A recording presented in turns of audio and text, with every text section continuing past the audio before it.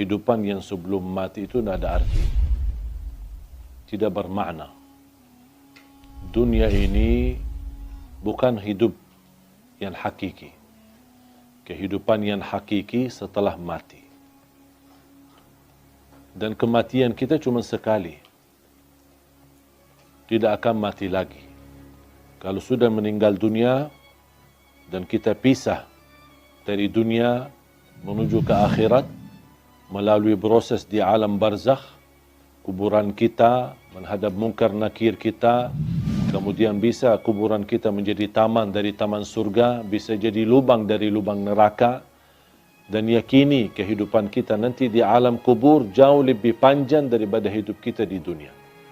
Ada orang di bawah kuburannya masing-masing itu sudah ratusan tahun. Padahal usia mereka ada yang masih muda, bahkan ada yang masih bayi. Habis kita dibangkitkan oleh Allah Subhanahu wa taala, sekian tahun kita di alam kubur, dibangkitkan oleh Allah Subhanahu wa taala, terjadilah hari kiamat dan kita akan menghadap Allah untuk dihisab. Habis proses hisab, fariqun fil jannah wa fariqun fis sa'ir.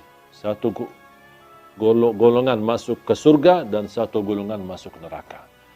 Dan disitulah makna kehidupan yang abadi. Bisa abadi di neraka, bisa abadi di dalam surga.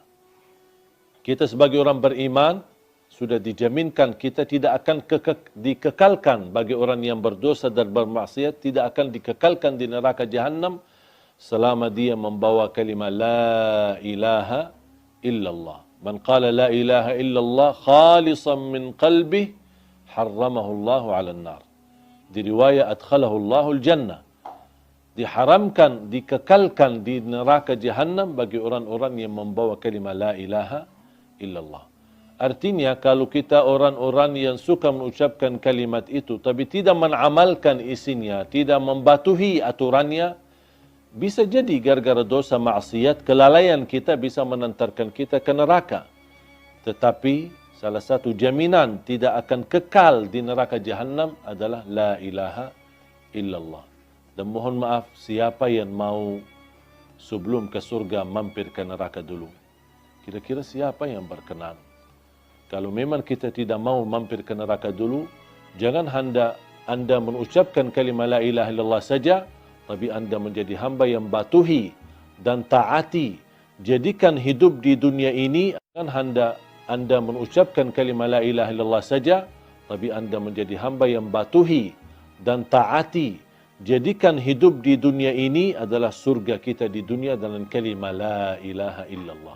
Itulah dengan kalimat la ilaha illallah, dengan kita mempunyai syarat-syaratnya, mengamalkan isinya, membatuhi dan mengikuti aturannya, kita akan diselamatkan oleh Allah SWT dan akan kita bahagia dalam kehidupan kita di dunia yang sementara dan juga akan bahagia selama-lamanya nanti di akhirat. Jangan sampai dunia ini yang hidupnya sementara melalaikan daripada kehidupan yang abadi. Banyak orang masih memilih kehidupan enak, tapi nanti di akhirat sengsara. Jadikan hidupan di dunia ini, walaupun anda hadapi susah, tantangan, tak apa-apa. Semua bakal berlalu. Dan segala sesuatu di dunia ini, biarpun yang paling enak kita dapat. Anggaplah kita kaya, orang yang paling kaya raya. Tapi ujungnya mati, buat apa kekayaan itu? Buat apa kemewahan itu? Buat apa keindahan itu? Kalau saya akan nanti tinggalkan, akan menuju kepada kehidupan yang abadi.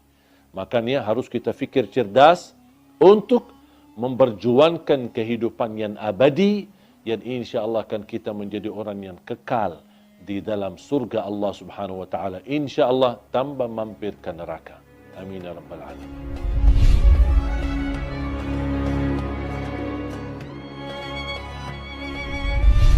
Ada satu tanda malaikatul maut cabut nyawa kita, itu sudah mati. Itu tandanya. Kenapa Allah Subhanahu wa taala sembunyikan kematian dan proses kematian itu? Bisa ada orang mati mendadak. Bisa ada orang mati karena kecelakaan.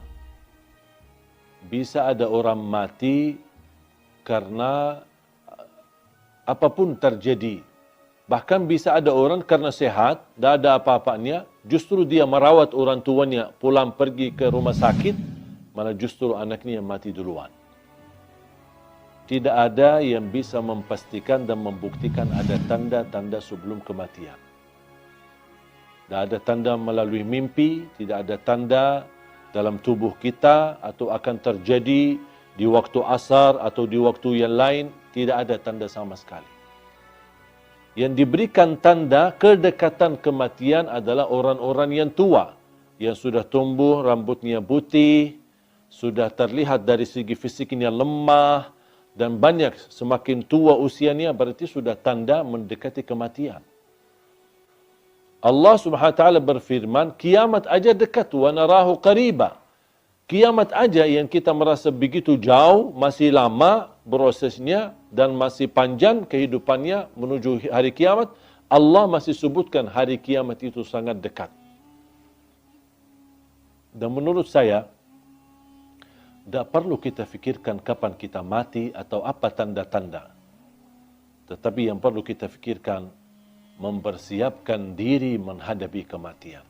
Apa yang semestinya saya lakukan untuk menghadapi kematian, untuk menuju husnul khatimah. Itu yang perlu kita fikirkan. Amalan yang baik, bertakwa, jadi orang yang berguna bagi orang lain, jangan menyakiti orang lain, jangan menzalimi orang lain, dan terus menjadi orang-orang yang selalu berbuat baik untuk dirinya dan juga untuk orang yang ada di sekitarnya. Jaga salatnya, jaga Qur'annya, jaga akhlaknya, dimanapun anda berada, itu semua menjadi tanda-tanda anda benar-benar mempersiapkan diri untuk menghadapi kematian. Kematian itu pasti kita akan ketemu. Tidak ada orang yang bisa terhalang dari kematian. Kalau ada yang berhak dan boleh terhalang dari kematian, itu Nabi Muhammad sallallahu alaihi wasallam. Nabi Muhammad aja sudah mati, sudah meninggal dunia. Walaupun di alam barzakh Nabi Muhammad SAW memiliki kehidupan khusus, bisa mendengar salawat kita, bisa menjawab salam kita, tapi kita tidak tahu bagaimana nasib kita. Yang menentukan nasib kita nanti di alam kubur adalah kita.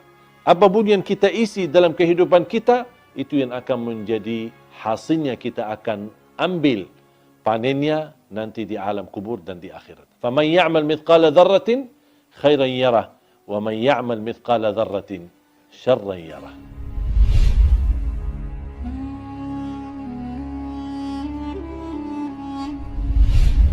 Perkataan ruh seorang yang sudah mati berada di ruang rumah kita.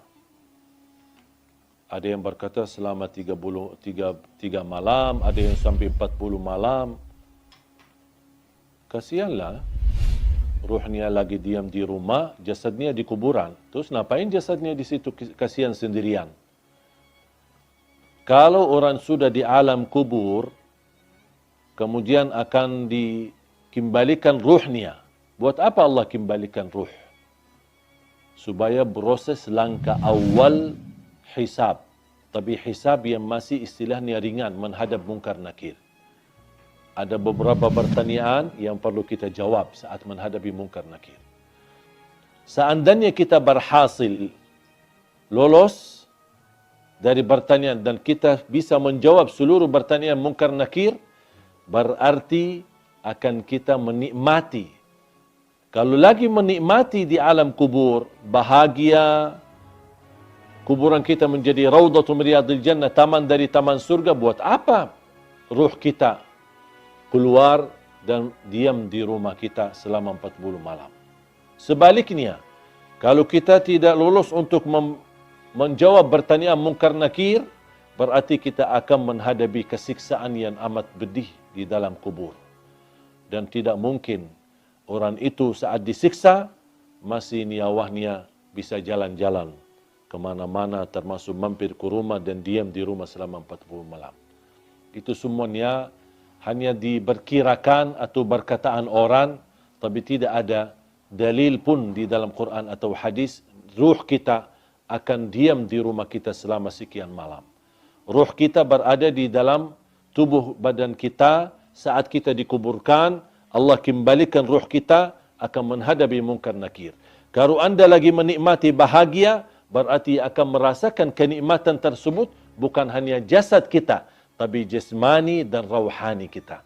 Kalau ruh kita terpisah dan dia diam di rumah untuk melihat kondisi dan keadaan di rumahnya, bagaimana keluarganya. Terus kalau ada di antara keluarga, ketika ada ruh seorang meninggal, dia masuk ke rumahnya.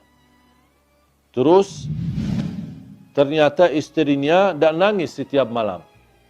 Pasti dia sakit hati. Bukan sakit hati, ya sakit ruh.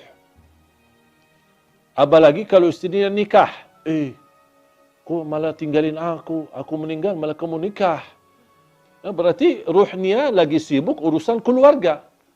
Ini semuanya tak masuk akal. Makanya jamaah sekalian, jangan terlalu percaya hal-hal yang aneh-aneh. Kalau kita bahagia di alam kubur, berarti ruh kita akan disibukkan dengan kebahagiaan. Kalau kita lagi di alam kubur disiksa, na'udzubillah min zalik, berarti ruh kita akan kesibukan dengan azab. Na'udzubillah min zalik. Wallahu ta'ala.